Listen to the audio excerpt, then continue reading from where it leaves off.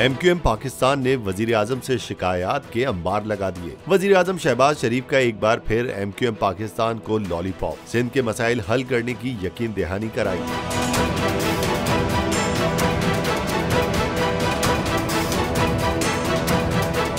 वजीर आजम शहबाज शरीफ से गवर्नर सिंध कामरान टेसोरी और MQM के कन्वीनियर खालिद मकबूल सिद्दीकी ने मुलाकात की। मुलाकात के दौरान MQM ने विफाक से होने वाले मुआहदे पर अमल दरामद न होने का वजीर आजम से शिकवा किया और एक मरतबा फिर इत्तेहादी हुकूमत से अलग होने का इंदिया दे दिया।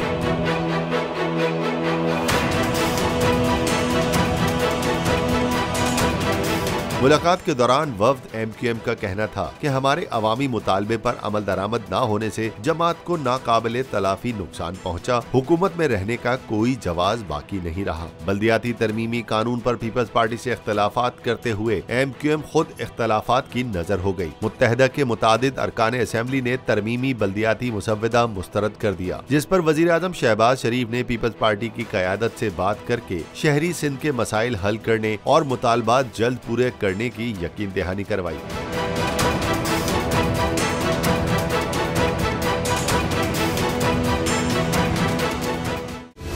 सबसे बड़ी कवरेज, सबसे बड़े पैनलिस्ट, हमने तो बड़ी PMLN के वार सहे, वो भी बिला वजह। सबसे ज्यादा रिपोर्टर्स। इलेक्शन कमीशन की जानिब से कोई इंतजाम इतने अच्छे तरीके से नहीं किए गए।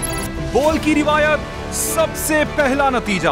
अहम खबर है बहावल नगर भी कप्तान का, PTI कामयाब, मुकम्मल गैर हतमी गैर सरकारी नतीजा सिर्फ बोल न्यूज पर।